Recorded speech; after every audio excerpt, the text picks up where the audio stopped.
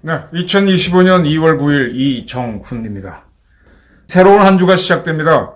이번 주 토요일 광주광역시에서 손연보 목사가 주도하는 세이브 코리아 집회가 있습니다. 이 집회에 전한길 강사가 참석해서 지금 탄핵 정국에 대한 연설을 할 것입니다.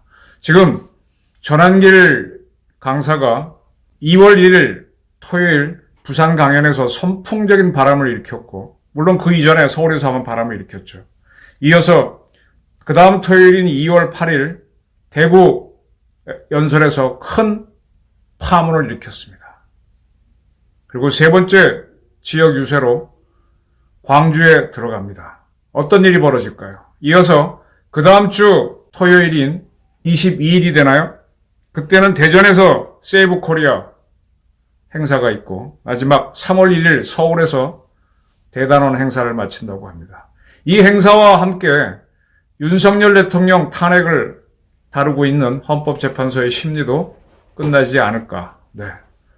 이 중에서 가장 폭풍은 이번 토요일로 예정된 광주 집회입니다. 어떤 일이 벌어질까요? 지금 토요일마다 광주에서는 5.18 단체 중심으로 민주광장이라고 하나요? 5.18 민주광장에서 집회가 열리고 있습니다. 같은 날, 같은 시각에 이 세이브 코리아가 같은 장소에서 집회를 한다고 하면은 어떻게 될까요? 바로 어제 예고편이 상영이 됐습니다. 저처럼 유튜브를 하고 있는 안정권 씨, 그는 전남 보성군이 고향입니다.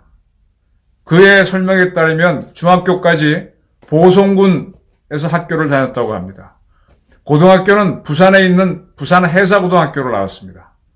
1981년생이니까 나이가 43 만으로, 네. 그런 그가 일주일 전인 2월 8일 광주에 들어가서 윤석열 대통령 탄핵을 추진하는 세력들을 비판하는 연설회를 가졌습니다. 바로 5.18 민주광장에서 연설을 하겠다고 그랬었는데, 이거를 막은 것이 강기정 광주광역시장입니다. 아주 심한 말을 했죠. 뭐 맞을 수 있다, 뭐 무슨 소리냐, 낫지, 이런 단어를 써가면서 강기정 시장은 그의 집회를 허용하지 않았습니다. 그래서 안정권 씨는 조금 떨어진 그 유명한 전일빌딩, 그 전일빌딩 관련해서는 5.18과 관련한 대단한 사기가 있죠. 전일빌딩 부근에서 계엄군 헬기가 떠서 기총소사를 했다라는 사기가 있습니다. 제가 이걸 왜 사기로 단언하느냐? 헬기가 하늘에서 기총을 쐈다면, 그게 창문을 뚫고 총알이 들어왔다면 그 총알이 바닥에 맞겠습니까? 각 층마다 천장에 맞겠습니까? 물론 밑에서 위로 쐈다면 천장에 맞을 수도 있을 거예요. 근데 바닥에 맞은 게 맞겠습니까? 천장에 맞은 게 맞겠습니까? 아무래도 바닥에 맞은 게 맞겠죠. 전일 빌딩에 있는 총탄 흔적은 벽면에 있는 것 빼고, 외벽에 있는 것 빼고 주로 천장에 있습니다. 헬기에서 위쪽 방향으로 기총을 쏘면 어떻게 될까요? 헬기는요, 바로 위에 회전날개가 있습니다. 굉장히 큰 회전날개죠. 자칫 잘못해서 약간 위로 쏘다가 회전날개 맞으면요, 그대로 추락입니다. 그래서 헬기는요, 거의 수평으로도 쏘기 어렵습니다. 위로 쏘는 경우는 제로입니다. 못 쏘게 돼 있습니다. 그런데 전일 빌딩 이 천장에, 여러 층의 천장에 총탄 자국이 있다고, 그거를 계엄군 헬기가 쐈다고 한 그런 사기를 치고 있죠. 그리고 뭐 그때 계엄군 헬기가 떴던 건 맞는데 거기서 쐈다. 그거 쐈다는 기록 어디에도 없습니다. 네, 바로 그 빌딩을 광주는 역사적 유물로 보존하기 위해서 돈을 처발하고 있습니다. 그 사격은 뭐냐? 추측건데 계엄군들이 그 건물에 들어갔을 때 위협 사격을 하기 위해서 쏜 거, 또는 시위대가 역시 위협을 하기 위해서 천장으로 쐈던 걸로 보입니다. 왜냐하면요, 이 카빈 소총이나 M16을 쐈을 때 바닥에 부딪혀서 생기는 탄은하고 헬기에서 쏘는 기총 탄은하고는 하늘과 땅 차이가 납니다. 헬기에서 쏘는 기총을 맞으면요, 사람이나 짐승은 터져나갑니다. 소총을 맞으면 구멍이 뚫리고요. 따라서 그게 바닥에 맞거나 천장에 맞으면 탄은 자체가 다릅니다. 전입빌딩 천장에 있는, 각층 천장에 있는 거는 소총 탄원입니다. 네. 어쨌든 그렇습니다. 그 전입빌딩 앞에서 안정권 씨가 연설을 했습니다. 지금 이 유튜브 이 한쪽 면에 좀 나오도록 하겠습니다. 안정권 씨 연설 열덩어리입니다. 전한길 씨 연설보다 더 흥미롭게 자분자분 용기 있게 논리적으로 설명을 굉장히 잘하고 있습니다. 쭉 이 화면을 보니까 뭐 이 연설을 듣는 사람은 이 사람 지지 세력 외에는 광주 시민들은 없는 것 같아요. 그 주변으로 뜨문뜨문 서 있는 사람들은 제 취재경으로 보게 되면 정보과 형사들이에요. 그리고 지나가는 학생들이 호기심 때문에 핸드폰으로 찍고 가는, 거의 듣는 사람이 없습니다. 하지만 이 안정권 씨의 유튜브는 수많은 사람이 돌려볼 겁니다. 굉장히 궁금할 거예요. 네. 지난 대통령 선거 때 윤석열 캠프에서 광주에는 복합 쇼핑몰 하나 없다, 이걸 지어주겠다고 얘기했을 때 광주에서 난리가 났습니다. 광주는 명색이 광역시인데 스타필드라든지 그런 복합 쇼핑몰이 하나도 없어요. 서울에 가면은 뭐 하남에도 있고 뭐 저기 뭐 일산 쪽에도 있고 많잖아요. 부산도 있고. 없어요. 그거 한번 하려면 KTX 타고 지방 다른 도시로 가야 됩니다. 호남사들도 알죠. 그래서 막 거기에 대한 성토가 있다가 현재는 더 현대하고 신세계에서 복합 쇼핑몰을 짓는 것을 검토하고 있는데 흥미로운 거는 반발이 많다는 거예요. 왜 반발하느냐? 기존 상권 유지하는 사람들이 기득권을 지키기 위해서 반대합니다. 얼마 전에 현대 아이파크에서 자기 상표를 내걸고 걸었던 아파트가 무너져서 철거하고 새로 지어주기로 하는 그런 소동이 있었습니다. 그게 왜 무너졌어요? 도대체 대기업이 들어가서 광주에다 아파트를 지으려고 하면은 그 지역 업자들이 와서 하청을 받아갑니다. 자기네끼리 다 해야 되겠다는 거예요. 그리고 감독은 자기네끼리 하다 보니까 부실 시공이 돼서 무너지는 겁니다. 그만큼 자기 지역 업체들이 더 중요하다는 거죠. 그러니까 그쪽은 건설 수준이라든지 아파트 그레이드가 안 올라가요. 대한민국에서 가장 좋은 아파트 상표라고 하는 레미안, 삼성물산. 제가 알기로는 광주에 단 한 번도 안 짓습니다. 그리고 4대 브랜드라고 하는 뭐 푸르지오, 그 다음에 현대 아이파크, 뭐 자이 이런 거 거의 잘 안 들어가고 지역 업체들이 그냥 짓고 그러니까 그들이 자기 시장을 유지하기 위해서 대기업이 못 들어오게 합니다. 그렇게 하면서 자기들은 후진 기술을 가지고 먹고 살고 권력을 누리는 거죠. 마찬가지로 스타필드 같은 대형 복합물, 신세계, 뭐 더현대가 들어가면 지역 상권들은 죽을 겁니다. 근데 자기 지역 상권을 유지하면 유지할수록 광주의 이 쇼핑 문화는 발전을 못합니다. 항상 한 단계 늦게 되는 거죠. 이걸 안정권 씨가 막 비판하면서 왜 광주는 이렇게 사냐? 나 전라도 보성 사람이다. 왜 우리는 항상 가난하게 사느냐? 이걸 이런 상태에서 띄어먹고 빼먹는 자들이 있다. 그리고 윤석열 대통령이 계엄을 한 거를 왜 내란으로 모르냐? 내란은 무엇이냐? 쿠데타는 무엇이냐? 쉽게 말하면 그건 이재명이 일부 군인들과 작당해서 윤석열 대통령을 체포하고 권력을 뺏으면 그게 쿠데타다. 대통령이 자기 군대를 가지고 한 게 어떻게 쿠데타가 되느냐? 어떻게 내란이 되느냐? 아주 쉽게 설명합니다. 이런 연설을 40분이 넘도록 열변을 통해요.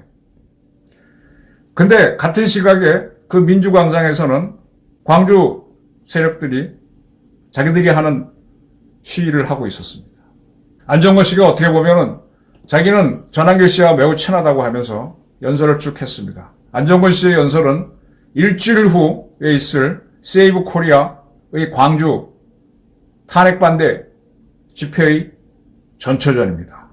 광주에서는 안종건 씨가 하는 행사를 물리적으로 방해하는 세력은 없었습니다. 그러나 현장에 나와서 유심히 듣는 시민도 없었습니다. 근데 안종건 씨의 유튜브를 보니까 연설 그 다음 날인 2월 9일 시청한 사람이 50만 명이 넘어요. 물론 뭐 타도 사람들도 많겠죠. 근데 광주에서도 제법 봤을 겁니다. 들었을 겁니다. 지금 한국 사회의 큰 문제점은 왜 광주는 번번이 민주당 편만 드느냐. 어떻게 민주당에 그렇게 끈아풀처럼 끌려가느냐. 안종건 씨는 노비라고까지 얘기합니다. 왜 민주당한테 끌려가느냐.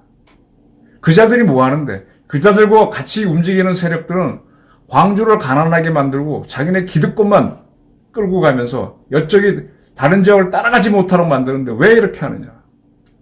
그리고 윤석열 대통령이 했던 계엄을 내란이라고 왜 그렇게 빨리 받아들여서 왜 민주당이 하는 작태에 박수를 쳐주느냐.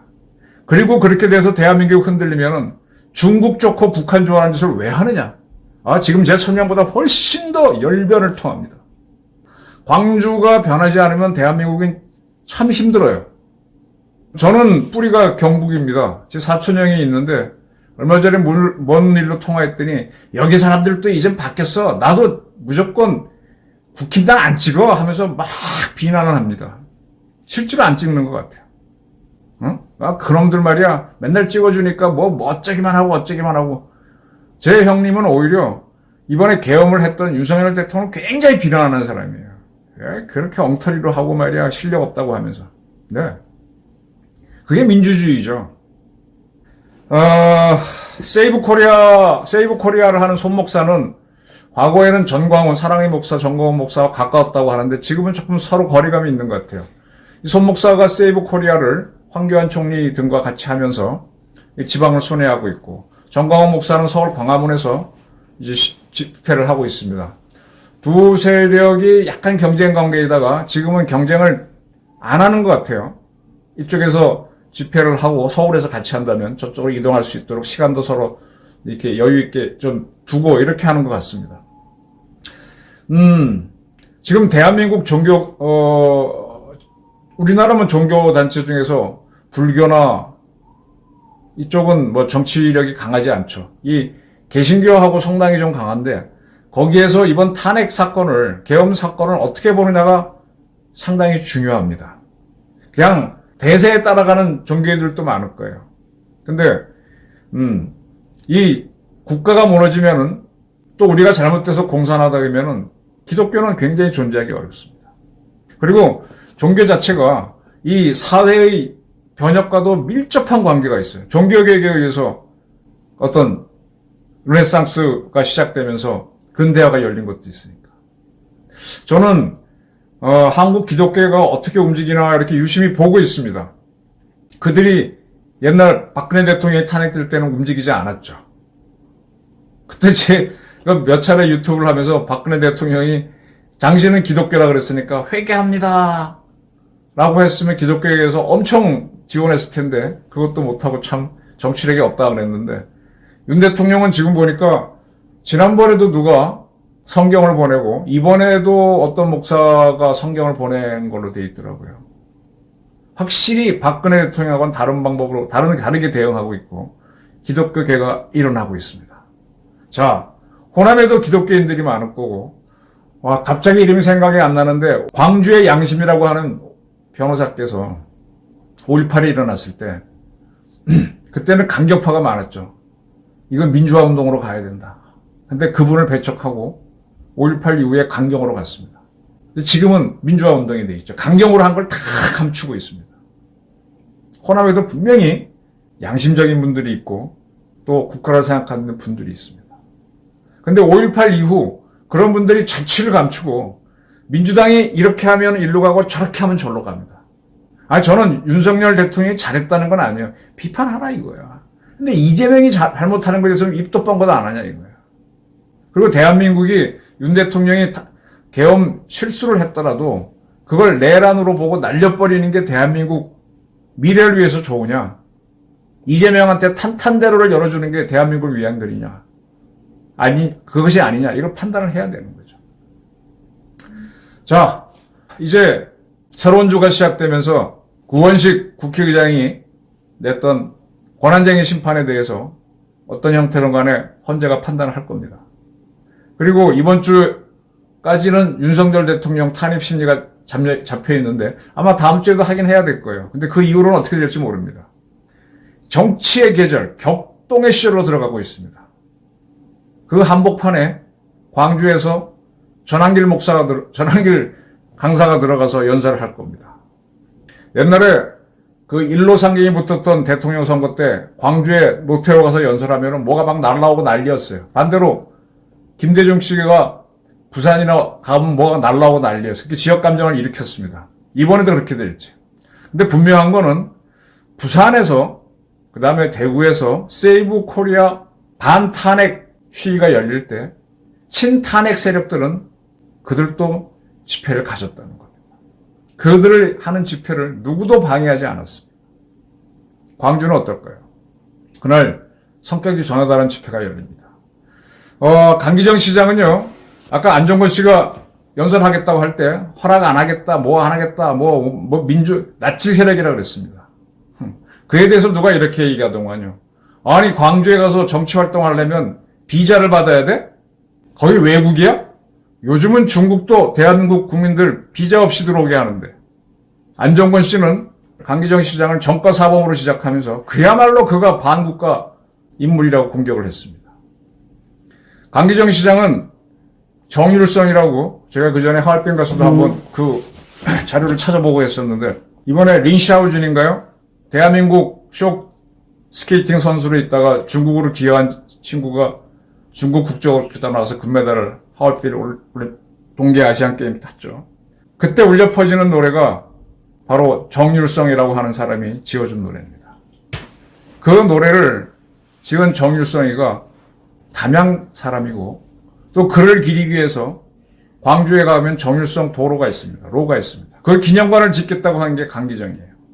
어떻게 강기정이 공산당을 위해서 그 정율성은 조선인민군 노래도 많이 지었습니다. 그걸 그렇게 추앙을 할까요? 그런 그가 대한민국 이야기를 하겠다는 안정권 씨한테는 공간을 못 내주고 비자 안 내줄 것처럼 했습니다. 결국 그러니까 안정권 씨가 전일 빌딩으로 옮겨서 더 멋있는 연설 40분 동안 저 지켜봤는데 물론 편집한 거긴 하지만 열덩어리더만요. 야, 저도 좀 말 좀 한다 그러는데 원고 없이 복잡한 사건을 쉽게 놀랬습니다. 자, 이제는 열덩어리들 전한길, 안정권 이런 사람들이 호남 독재에 도전합니다. 호남은, 광주는 그거 받아줄 아량이 있을까요? 대한민국을 위해서 생각할 수 있는 그런 여유가 있을까요? 강기정, 이재명, 정청래 등등 그들이 내세우는 걸 무조건 따라가는 세력으로 있을까요? 대한민국이 정치적으로 굉장히 중요한 순간으로 갑니다. 이제는 잘했니 못했니 따지는 거 그건 넘어섰고 이제는 미래를 결정하는 중요한 순간으로 갑니다.